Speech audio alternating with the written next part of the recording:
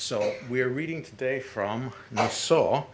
You heard the reading in the translation, and it's a passage that talks about all sorts of priestly matters and censuses and what they're supposed to do, and then of course about the Nazarite as well. And so then our Haftarah is about Samson, about this unusual Nazarite from birth.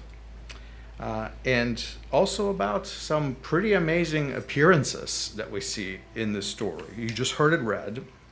So I have a question for you, or perhaps not a question, just a thought.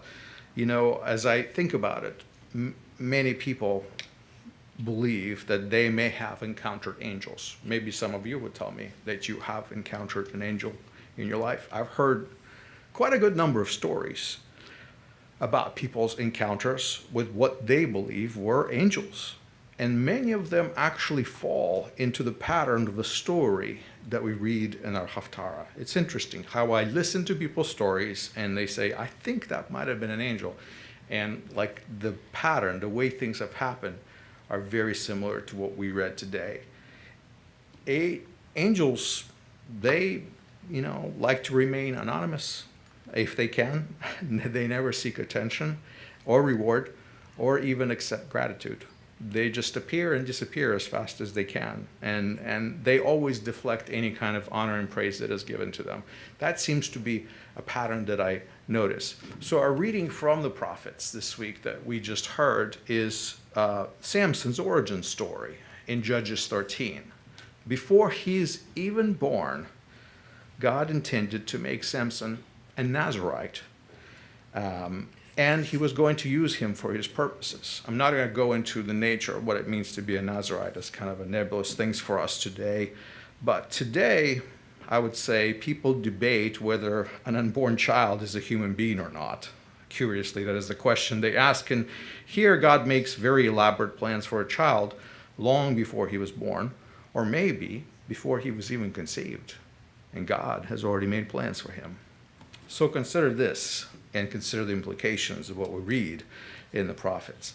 Like in the story of Abraham, we read this story, and Manoah and his wife, they were visited by an angel who foretold them that they would have a special boy. Like I said, just like Abraham's story, very similar.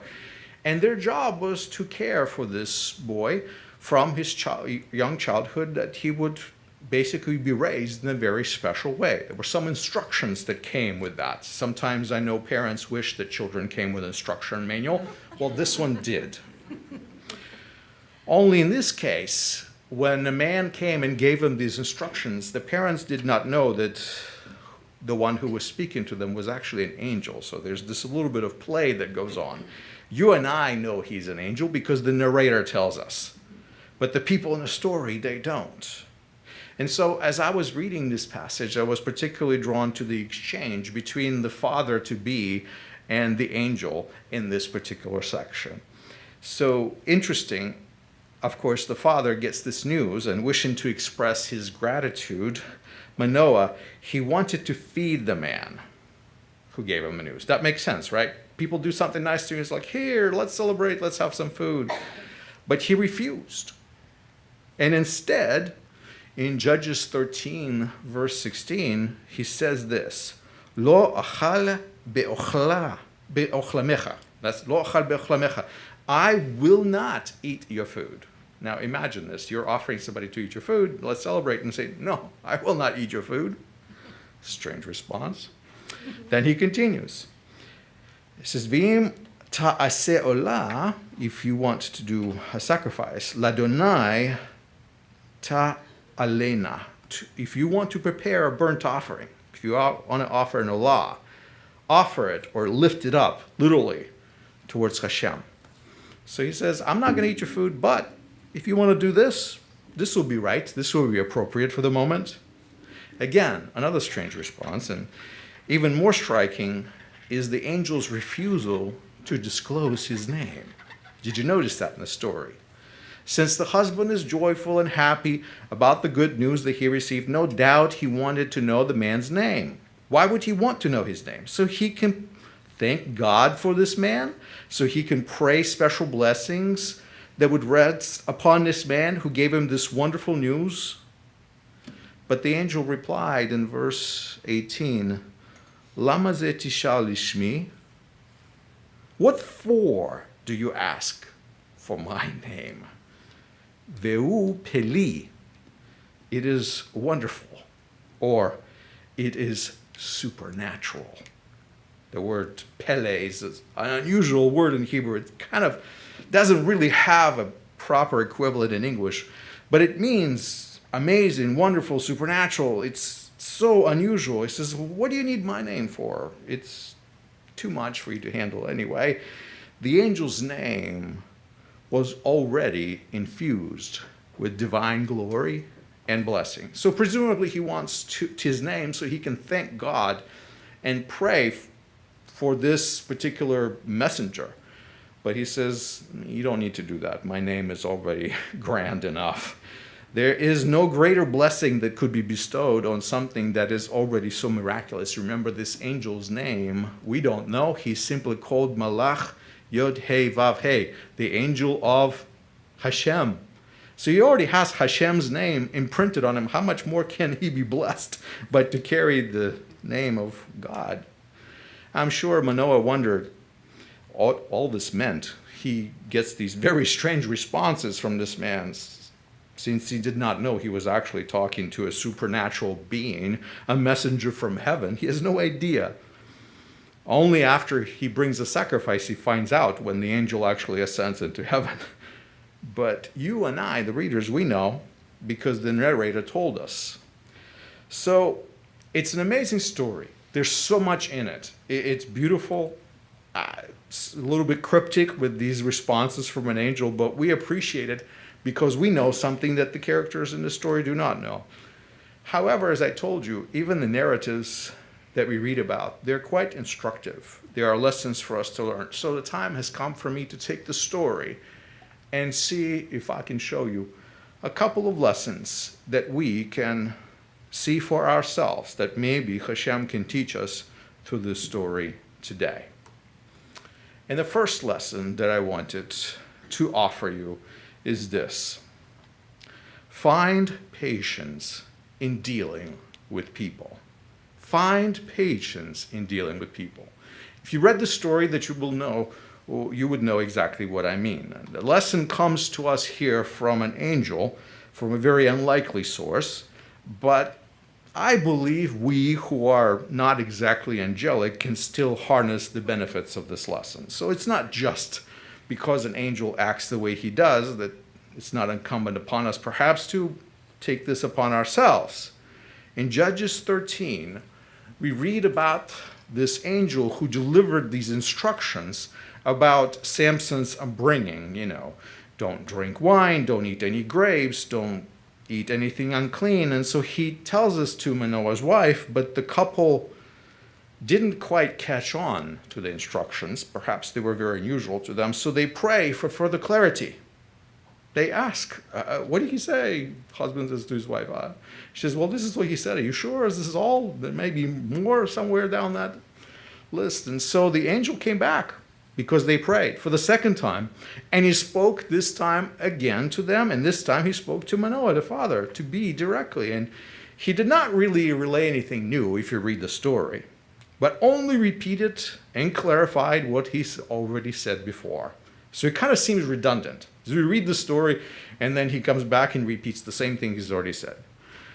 He exhibited gracious patience with the couple, who were still actually processing the wonderful news. They were so shocked they had no idea what was happening. Maybe they didn't get those instructions right. So he came and repeated them. And the parents, we read about them, their confusion may seem kind of unnecessary and maybe even strange to us, for us who read the story, hindsight, but they wanted to make sure that they would raise the child who was to be a Nazir. They would raise him correctly. This is not something that happened in society all the time. To be a Nazir from birth is a bit unusual. And so the angel repeated the instructions. If I come to think of it, repetition is not such a bad thing. I realize that sometimes we repeat ourselves and People say, oh, do you have to say this again? No. Moses delivered the same exact commandments to Israel twice. Did you know that? The first he broke, and the second he brought. It was a repetition, you know. Come to think of it, have you read the book of Devarim? The whole entire book of Deuteronomy, Devarim, is a repetition of what was said before. Is there anything really, truly new in the book of Devarim? Substantively, not so much, because it is the same commandments just being explained and elaborated perhaps a little bit further by Moshe. So he repeated the whole thing. It says that Moses kind of did this as one big long sermon. So I see the pattern of repeating things that are really important and key. So you today may not be an angel, and you may not even have a patience of an angel, but you can still learn a lesson of how to treat people who seem to struggle and seem to seek clarity and need repetition. Don't lose your cool. Show grace. Repeat what's important again and again, because God's words are always worth repeating. And that is what we're told in the Shema. V'shenantam levanecha, and you will repeat them continually to your sons until they get it. Be patient. Repeat. Second lesson that I see in the story is this: always move God's name forward. Always move God's name forward. In this story, the angel refused the hospitality and did not even give his name to Manoah. Now, many people would consider such behavior to be absolutely rude.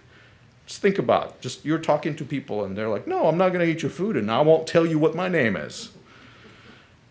I don't recommend you behave this way. Don't take this lesson from the angel. We're not angels. You know, we should accept people's hospitality if they're offering us some food, and do please introduce yourself to people. It's not a bad thing. You got nothing to hide. Now, the angel suggested to Manoah to offer a sacrifice to God instead of worrying about feeding him or honoring him by name or anything like that. That's the point that I want you to see. He shifted things. It's a beautiful expression of humility on the part of an angel.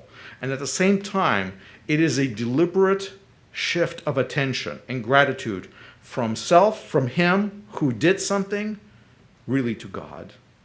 This is a quality that we all can easily model in our lives as well. To shift attention to God and to move God's name forward, even when we're being recognized for something.